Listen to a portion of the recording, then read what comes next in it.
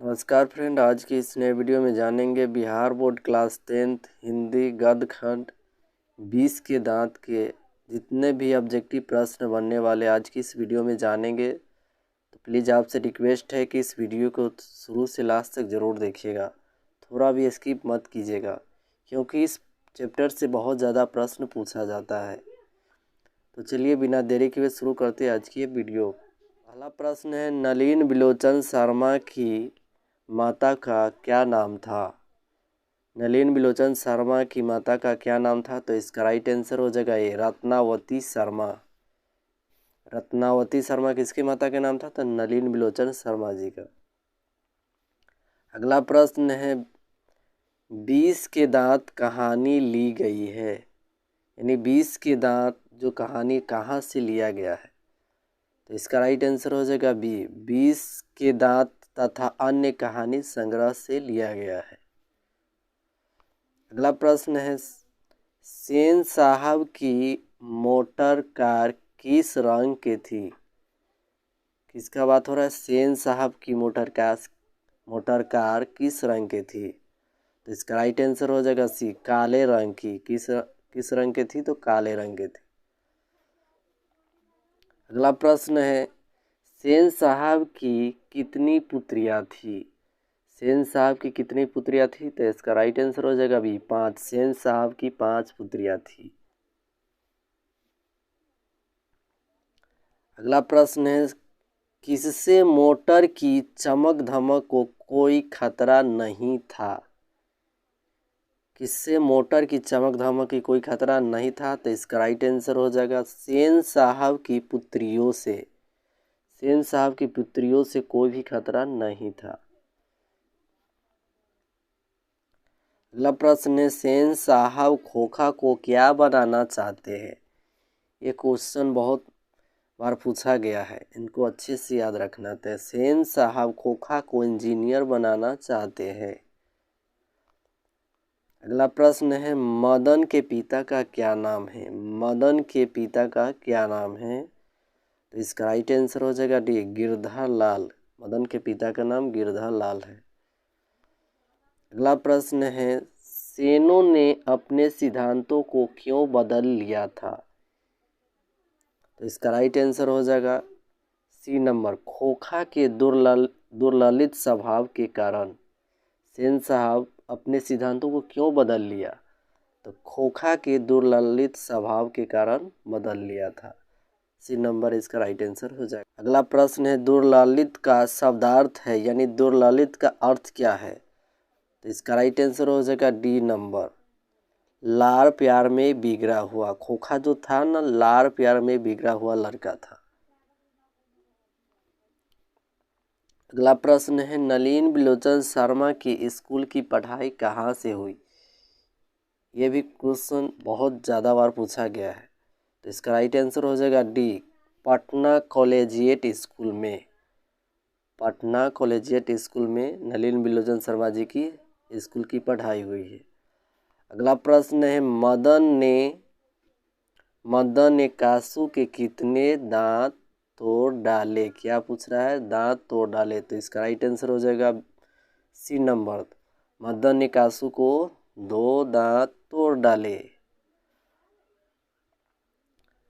अगला प्रश्न है, खोखा किसको कहते हैं? खोखा किसको कहते हैं? तो इसका राइट आंसर हो जाएगा सी, कासू को। कासू का ही दूसरा नाम खोखा है, या खोखा का दूसरा नाम कासू है। अगला प्रश्न है, सेन साहब का मित्र क्या था? सेन साहब का मित्र क्या था? तो सेन साहब का मित्र पत्रकार था। सी नंबर राइट आंसर हो जाएगा। अगला प्रश्न है, गिरधर लाल किस वर्ग का प्रतिनिधित्व करता है? गिरधर लाल किस वर्ग का प्रतिनिधित्व? मध्यम वर्ग का प्रतिनिधित्व करता है गिरधर लाल।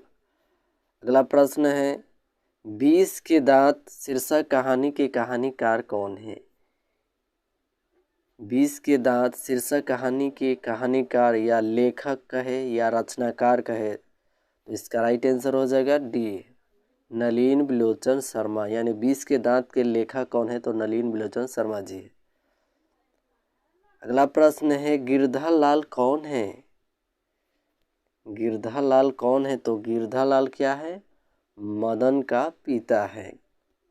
किसका पिता है गिरधा लाल? तो मदन जी का पिता है। अगला प्रश्न है मदन की उम्र क्या थी? तो मदन की उम्र 5-6 साल थी। मदन की उम्र कितने साल थी? तो 5-6 साल। अगला प्रश्न है गिरधर लाल किसकी फैक्ट्री में किरानी था? ये भी प्रश्न बहुत ज़्यादा बार पूछा गया है, अच्छे से इनको याद रखना है। गिरधर लाल किसकी फैक्ट्री में किरानी था? तो इसका राइट आंसर हो जाएगा डी, सेन साहब की फैक्ट्री में किरानी था। तो कौन था? गिरधर लाल। अगला प्रश्न है नलिन विलोचन शर्मा का जन्म कब हुआ? क्या पूछ रहा है कि जन्म कब हुआ? तो इसका राइट आंसर हो जाएगा 18 फरवरी 1916 ईस्वी में। कब जन्म हुआ? तो 18 फरवरी 1916 में। अगला प्रश्न है नलिन विलोचन शर्मा का जन्म कहाँ हुआ था? नलिन विलोचन शर्मा का जन्म कहाँ हुआ था? तो इसका राइट आंसर हो जाएगा सी, बदरघाट पटना में। कहाँ हुआ? तो बदरघाट के पटना में हुआ।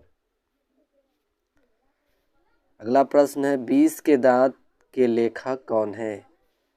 तो 20 के दांत के लेखक है नलिन विलोचन शर्मा। अगला प्रश्न है नलिन विलोचन शर्मा का जन्म कहाँ हुआ था? तभी आपने पढ़ा कि बदरघाट पटना में। तो इसका राइट आंसर हो जाएगा सी, पटना। अगला प्रश्न है नलिन विलोचन शर्मा का जन्म कब हुआ? यह भी रिपीटेड क्वेश्चन है। तो 1916 में। कब हुआ जन्म? तो 1916 में हुआ। अगला प्रश्न है लेखक ने एमए किस विद्यालय से किया? क्या पूछ रहा है? एमए। तो एमए कहाँ से किया? तो पटना विश्वविद्यालय से एमए किया। अगला प्रश्न है नलिन विलोचन जी की मृत्यु कब हुई? तो 1961 ईस्वी में नलिन विलोचन शर्मा जी की मृत्यु हो गई। अगला प्रश्न है सेन साहब की कितनी पुत्रियां थी? तो सेन साहब की 5 पुत्रियां थी। अगला प्रश्न है सेन साहब की नई मोटर कार किस रंग की थी? तो आपको पता ही कि सेन साहब की मोटर कार किस रंग की थी? तो काले रंग की। अगला प्रश्न है लड़कियां क्या है कठपुतलियां है किससे इस बात पर गर्व है? तो इसका राइट आंसर हो जाएगा डी नंबर, माता पिता को। किसको गर्व है? तो माता पिता को गर्व है कि लड़कियां क्या है कठपुतलियां है। अगला प्रश्न है सेन दंपति को खोखा क्या बनाना चाहते थे? सेन दंपति को खोखा क्या बनाना चाहते थे? तो इंजीनियर बनाना चाहते थे। अगला प्रश्न है मोटर कार को किससे खतरा हो सकता था? तो मोटर कार को किससे खतरा हो सकता था? आपको मालूम है कि खोखा से। फ्रेंड ये थे कुछ वीवीआई ऑब्जेक्टिव प्रश्न जो आपको एग्जाम की दृष्टि से बहुत मोस्ट वीवीआई प्रश्न है। इस वीडियो को एकदम अच्छे से देखिएगा और प्यारा सा कमेंट जरूर कीजिएगा। धन्यवाद फ्रेंड।